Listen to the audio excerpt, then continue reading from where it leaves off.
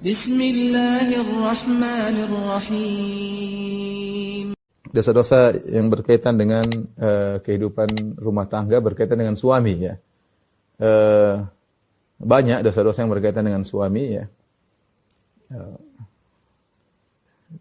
Oleh karenanya Rasulullah SAW mengabarkan bahwasanya banyak wanita masuk neraka gara-gara dosa-dosa yang berkaitan dengan suami. Sebagaimana hadis yang masyhur ketika Nabi SAW sedang sholat Id, kemudian Rasulullah SAW berkhutbah, lantas Rasulullah maju menuju ke barisan wanita, saf para wanita, kemudian Rasulullah SAW mengatakan, ya ma'syaran nisa tasaddaqna, wahai para wanita sekalian bersedekahlah. Fa inna kunna aktsara hatabi jahannam. Sungguhnya kalian adalah penghuni banyak neraka jahanam. Ada seorang wanita berkata, lima ya Rasulullah, kok bisa kami penghuni neraka jahanam yang paling banyak?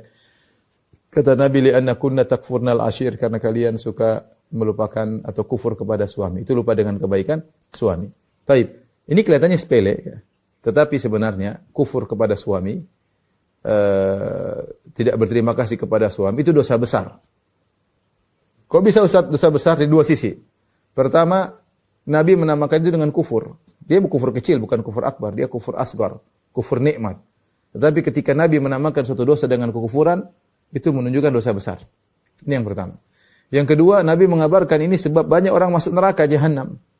Banyak buat orang masuk neraka jahanam para wanita adalah dengan kufur kepada suami mereka. Di anna kunna takfurnal ashir. Karena kalian wanita suka kufur kepada kebaikan suami. Wa tukthirna syakat, dan kalian suka mengeluh. Kalian suka mengeluh. Ini dosa pertama yang banyak tersebar di kalangan para wanita. Makanya Nabi sallallahu alaihi wasallam mengatakan, "Lau ahsanta ila ihdahunna ad-dahra thumma ra'at minka syai'an laqalat ma ra'aitu minka khairan qad."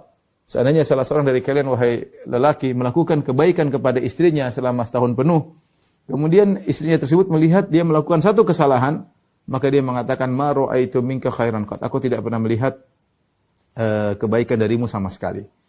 Saya berapa kali didatangi oleh kawan-kawan, mereka berkata, benar Ustaz sabda Nabi tersebut. Istri kalau sudah marah, dia sering mengucapkan kata-kata umum yang seakan-akan melupakan kebaikan suami sama sekali. Kau tidak pernah mencintaiku sama sekali. Ini sering terucap dari para wanita. Kau tidak pernah perhatian sama aku sama sekali. Ya. Kau tidak pernah, tidak pernah, ini kata-kata umum ya. Ini tidak boleh kalau bilang, Mas kamu kemarin kau tidak sayang sama saya. Oke lah. Kamu bulan lalu tidak sayang sama saya. Kamu bulan lalu mencuekin saya. Itu benar, tidak ada masalah. Lelaki mana yang sempurna? Tetapi ketika sang wanita menggunakan kata-kata umum, kamu tidak pernah sama sekali, kamu tidak pernah sama sekali. Inilah kata-kata yang mudah membuat mereka masuk dalam neraka jahanam. Maka saya katakan sama ibu, waspada. Hidup ibu cuma sekali, ya. Berumah tangga belum tentu bisa dua kali, berumah tangga sekali, ya udahlah. Jalani rumah tangga dengan baik, jadikan rumah tangga sebagai sarana untuk mencari pahala, bukan untuk mencari neraka jahanam. Di antara untuk mencari neraka jahanam adalah dengan mengucapkan kata-kata yang menunjukkan penafian secara mutlak. Kamu tidak pernah perhatian sama ibu saya. Kamu tidak pernah sayang sama saya. Kamu tidak pernah cinta sama saya. Kamu dari dulu yang begini, dari dulu. Subhanallah, semua kebaikan suami seperti hilang habaan mansura, seperti buih yang berterbangan atau debu yang berterbangan. Seperti buih di lautan yang tidak ada nilainya sama sekali. Maka saya ingat ibu-ibu ini di antara dosa yang banyak tersebar di kalangan ibu-ibu, para wanita tidak berterima kasih kepada suami. Tidak berterima kasih, suka melupakan kebaikan suami. Oleh karenanya, ketika para ulama membahas ayat ini, di antara faedah yang mereka ambil, bahwasanya boleh bagi seorang lelaki untuk mengingatkan kebaikan yang dia lakukan kepada istrinya. Bukan karena dendam, bukan. Bukan karena mungkit-mungkit kebencian kepada istri, agar istri tidak terjerumus dalam dosa ini. Enggak ada masalah, tergantung niat kita seorang suami. Sayang, kamu jangan begitu, cinta aku, kamu jangan begitu. Kan suamimu pernah begini, kan Abi pernah begini, kan ayah pernah begini. Nah, apa-apa. Tapi ingat, niat kita bukan untuk menyakiti hatinya. Kalau niat kita untuk menyakiti hatinya, kita bisa terkena dalam man. Ya, la tubtilu shadaqatikum bil manni wal adha. Mungkit-mungkit dan menyakiti hati istri, enggak boleh.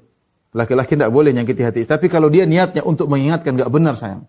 Kamu ngomong gitu enggak benar. Saya pernah beginin kamu, saya pernah gini, saya sudah pernah berkorban, enggak ada masalah. Agar istrinya tidak terjerumus dalam neraka jahanam. Justru dia ungkit karena sayang kepada istrinya. Ini tidak jadi boleh. Tidak jadi masalah seorang laki mengungkit kebaikan dia kepada istrinya, bukan untuk merendahkan istrinya, bukan untuk menyakiti hati istrinya, Tapi untuk menyelamatkan istrinya jangan sampai dia terjerumus dalam dosa yang buat banyak wanita terjerumus dalam neraka jahanam.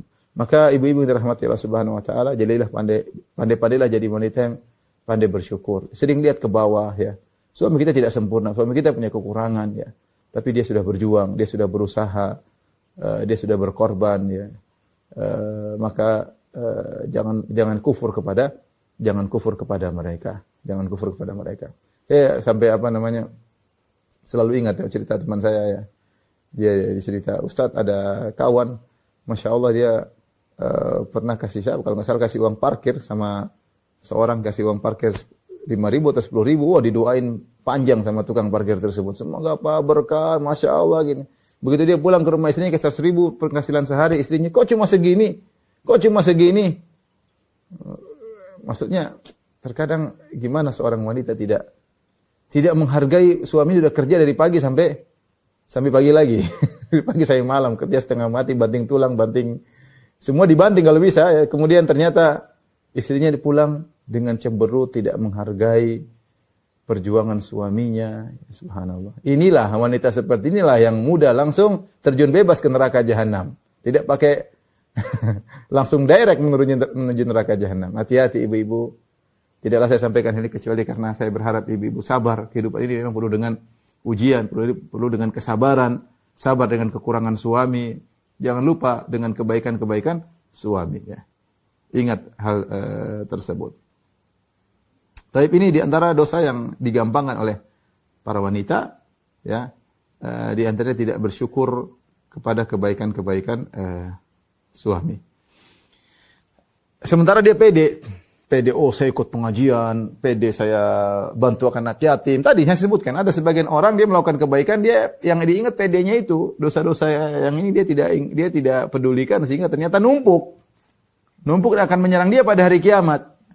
Dia hanya terpesona dengan suatu kebaikan yang dia lakukan. Satu itu dia lakukan, saya begini, saya baik ngurusin anak yatim, saya baik sudah ngurusin pengajian, saya jadi dia lupa. Ya.